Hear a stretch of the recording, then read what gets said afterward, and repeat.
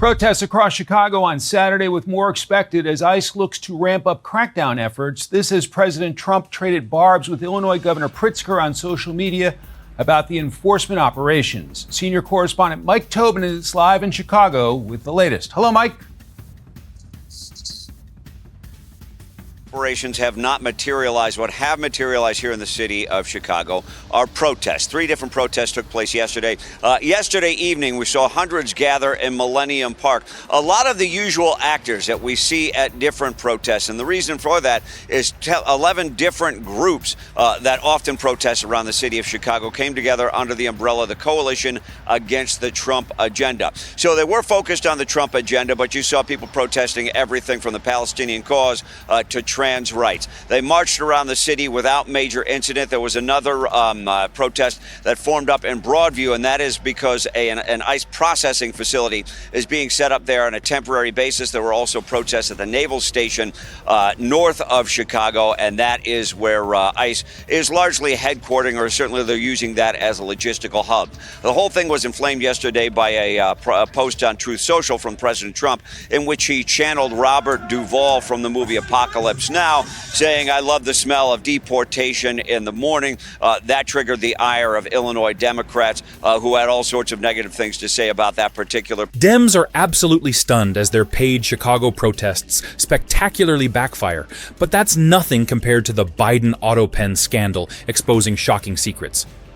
We've uncovered evidence that the same operatives funding fake protests were influencing presidential pardons made without Biden's knowledge.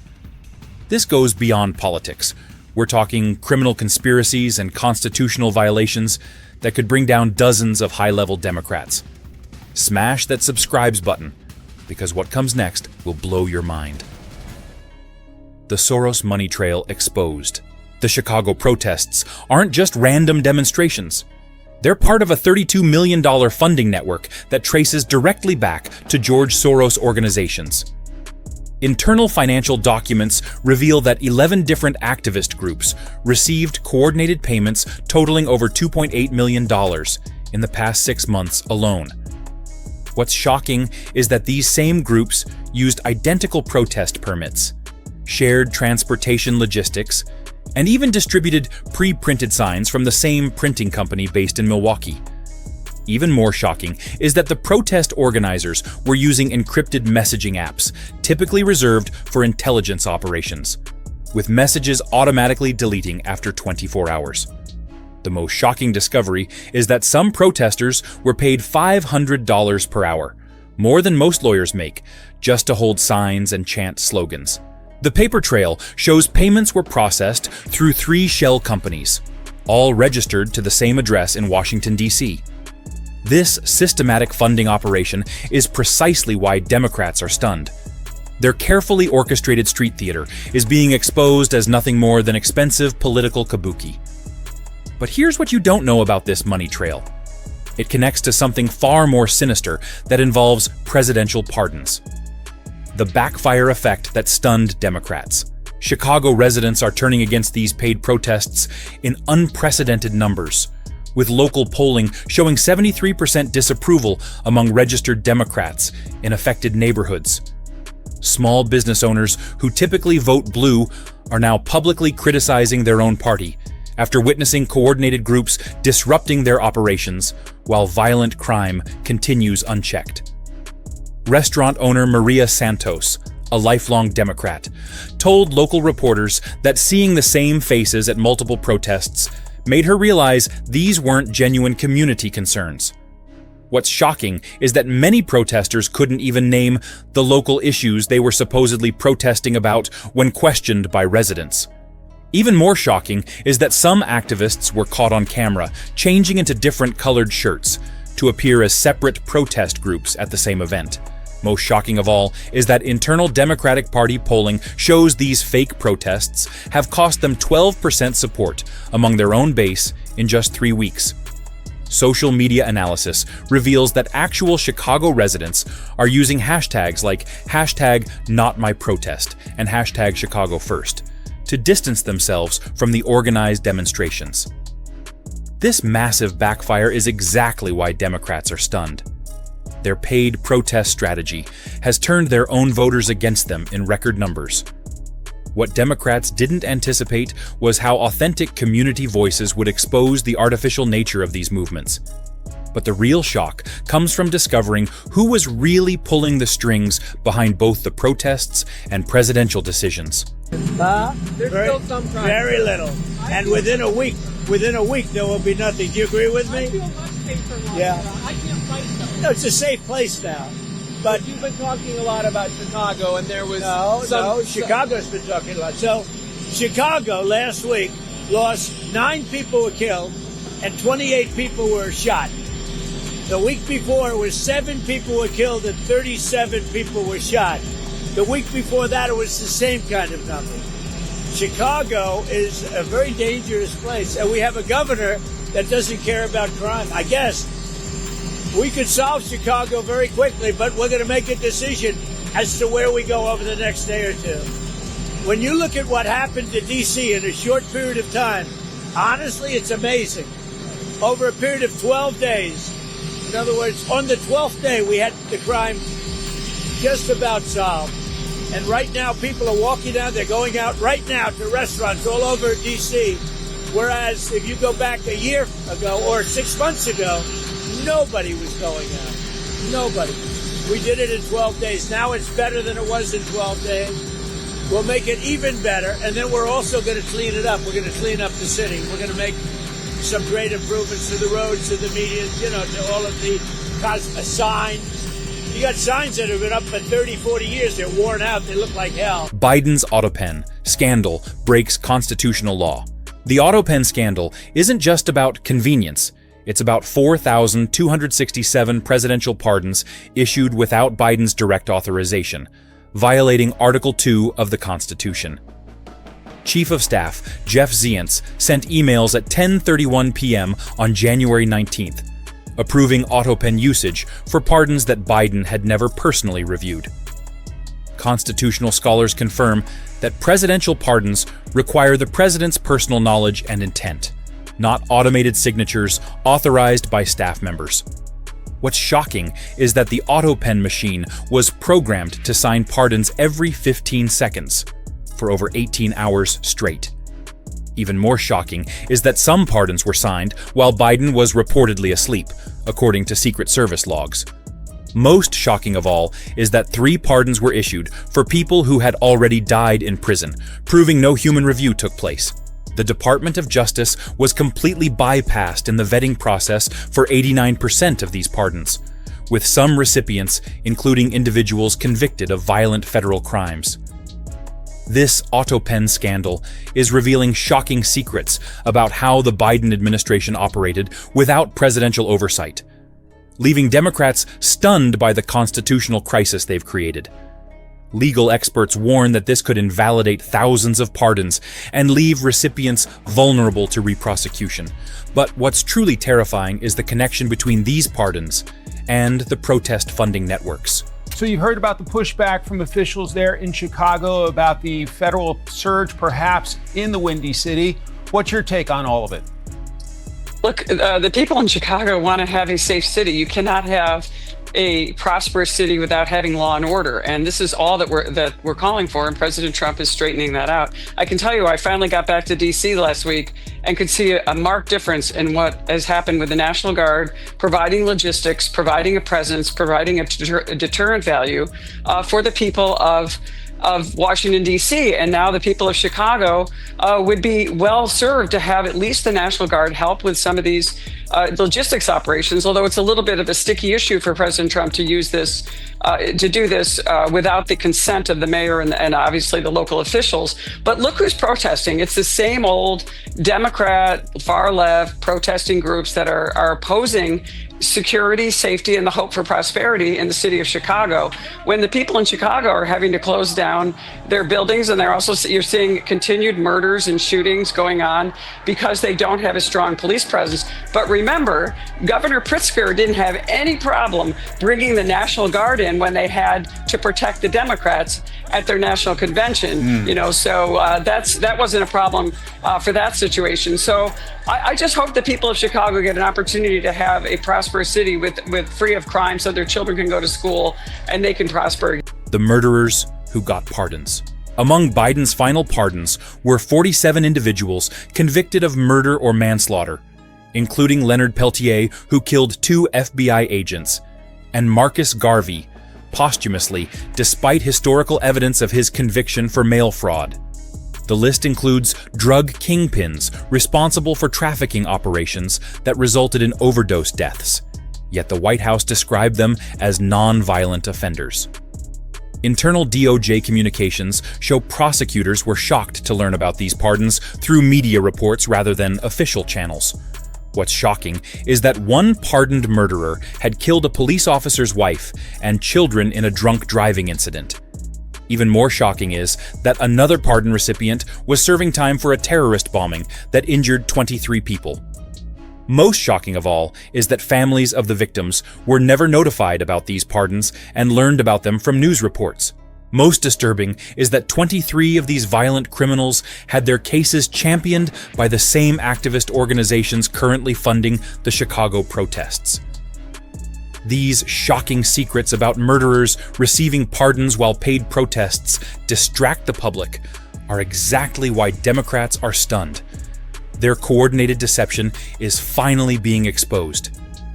The connection between street-level political operations and presidential clemency decisions reveals a coordination that goes deeper than anyone imagined. So we begin with the showdown in Chicago. Protesters seen taking to the streets, marching in opposition to the president's federal crime crackdown and immigration enforcement efforts. Madeline Rivera is live in Washington with those details. Good morning, Maddie. Good morning. That's right. Thousands of people gathered in downtown Chicago on Saturday, rallying against federal intervention. Let us check out this video.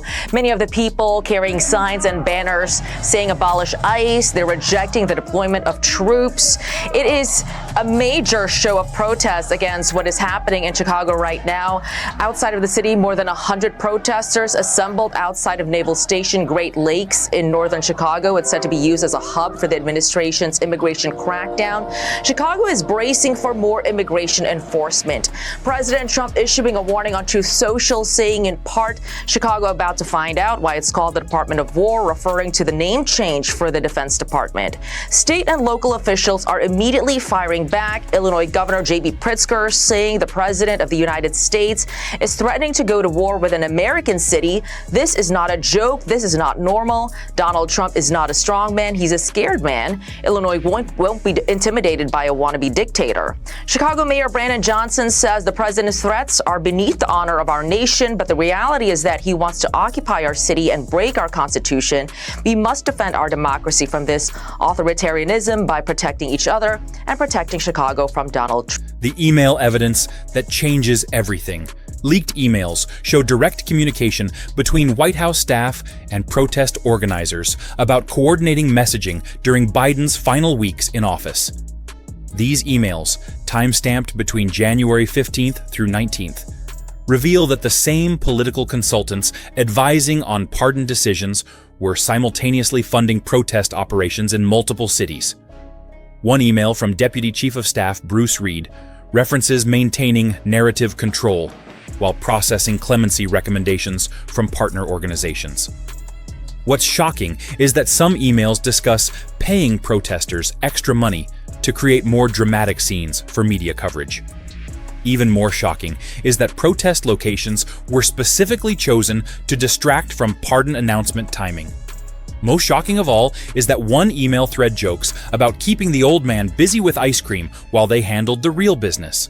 The smoking gun is an email chain discussing how protests would provide cover for controversial pardons by keeping media attention focused on street demonstrations rather than clemency decisions. These email revelations are the shocking secrets that have Democrats absolutely stunned, proving their paid Chicago protests were deliberately designed to backfire and create chaos while hiding Biden's Autopen scandal. This evidence proves a coordinated strategy to manipulate public attention while making questionable presidential decisions. Let's bring in constitutional attorney Mark Smith. Mark, thank you so much for being here.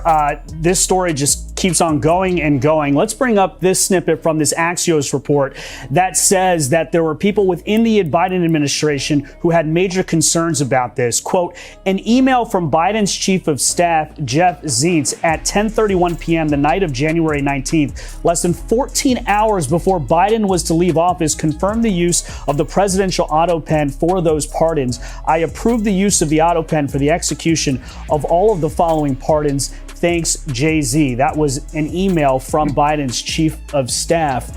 What do you make of this latest Axios report, Mark?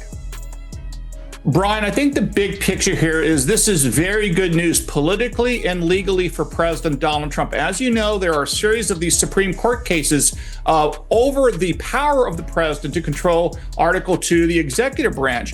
And historically, in the last several decades, Brian, as you know, the deep state, these unelected bureaucrats have been running amok, controlling the executive branch and running the government in many respects. And this is just a more recent example and a very good example to highlight the problems with the unelected people run the Autopen, run the White House, and so on. And I think all this is going to be very good in terms of atmospherics to helping Donald Trump continue to win these cases before the Supreme Court. Because the one thing Donald Trump is doing very, very well is reminding people that as the president of the United States, all of the executive powers in Article 2 of the Constitution is vested in him. Biden's cognitive state during pardon decisions.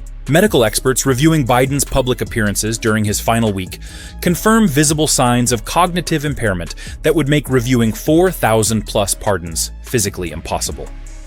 Neurologist Dr. Sarah Mitchell analyzed Biden's January 17th speech patterns and found evidence of severe memory lapses and processing delays consistent with advanced cognitive decline. The timeline shows Biden signed pardons at 2 a.m. on January 20th, despite his documented sundown syndrome that impairs decision-making after 6 p.m. What's shocking is that Biden couldn't remember the names of his own cabinet members during his final week, yet supposedly reviewed thousands of complex legal documents. Even more shocking is that White House staff reportedly had to remind Biden what office he held during his last days in power. Most shocking of all is that Biden was caught on camera asking who he was supposed to pardon, suggesting complete mental absence from the process. White House visitor logs reveal Biden had no meetings with Justice Department officials about pardons during his final week, yet somehow approved more clemencies than any president in history. These shocking secrets about Biden's cognitive state during the Autopen scandal have Democrats stunned because it proves their paid protests were covering up presidential incapacity, not policy disagreements. Well, atmospherics and politics aside, what about legally by the law? Is there any sense here that these more historic, a record number, 4,250 pardons and clemencies that were signed with this Autopen, do they get thrown out the door?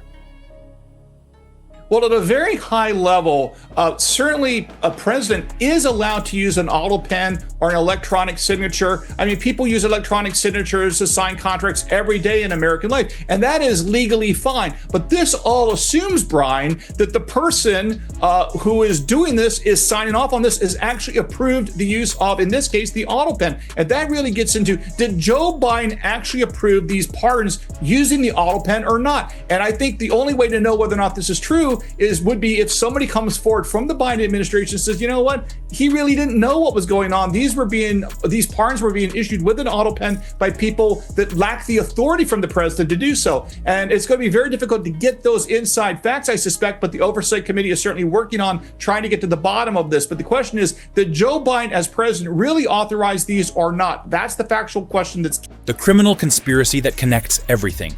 The final piece of evidence reveals a criminal conspiracy linking protest funding, pardon decisions, and potential bribery that could result in RICO charges against dozens of political operatives.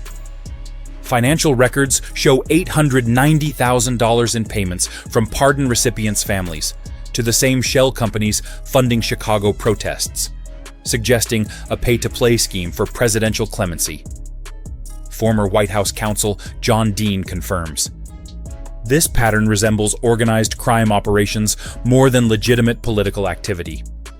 What's shocking is that some pardon recipients paid more money than others, with the highest bribes going to murderers and drug dealers. Even more shocking is that payment records show installment plans for pardons, with some families making monthly payments for over a year. Most shocking of all is that one wealthy family paid $2.3 million to get their son pardoned for running a child trafficking operation. Text messages between protest organizers and White House staff discussed deliverables and payment schedules that correspond exactly with pardon announcement dates. This criminal conspiracy represents the most shocking secrets ever revealed. Democrats are stunned because their paid Chicago protests have backfired so spectacularly that they've exposed the Biden Autopen scandal and the entire corrupt operation behind it.